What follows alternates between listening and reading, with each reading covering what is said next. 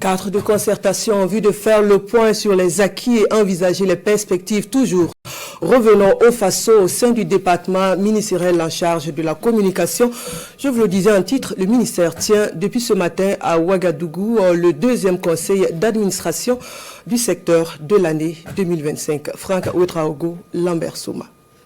Les indicateurs sont ouverts au ministère de la Communication, de la Culture, des Arts et du Tourisme. À la date du 30 novembre 2025, on enregistre un taux physique moyen global d'exécution des activités de 88,13% contre un taux moyen global d'exécution financière de 88,25% en progression de 5,28% par rapport à l'an dernier. Ces chiffres se traduisent en actes avec des actions concrètes dans le secteur de la communication. Nous avons intensifié la stratégie de communication de guerre qui nous a permis de lutter de façon âpre et de façon déterminée contre la désinformation, contre les fake news.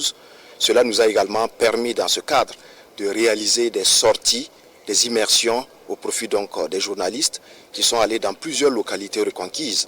L'année 2025 a été marquée par la tenue de plusieurs événements culturels majeurs. Des événements qui ont permis aux acteurs du domaine de s'exprimer et faire connaître leurs talents tout en permettant au public de mieux s'imprégner de la culture burkinabé. Nous avons débuté l'année avec déjà l'événementiel majeur qui est le FESPACO. L'occasion du mois du patrimoine, travailler véritablement à attirer beaucoup de Burkinabés qui sont allés à la découverte de tout ce que nous avons comme objet exposé dans les différentes salles. Nous avons organisé également la nuit de l'Ompolo.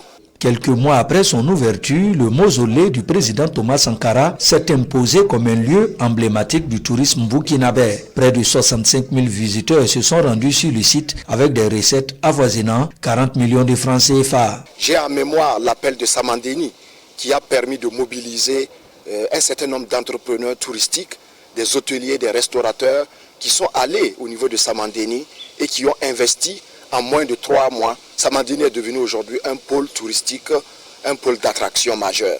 Et nous avons également, au cours de l'année 2025, lancé la grande saison du tourisme interne dans la région du Nakambé. Toutes ces activités ont pu se mener grâce aux efforts des forces de défense et de sécurité et à l'engagement sans faille des agents du ministère et des autres acteurs du secteur. L'année 2026 s'annonce avec d'autres grands événements comme la Semaine nationale de la culture, Bobo 2026.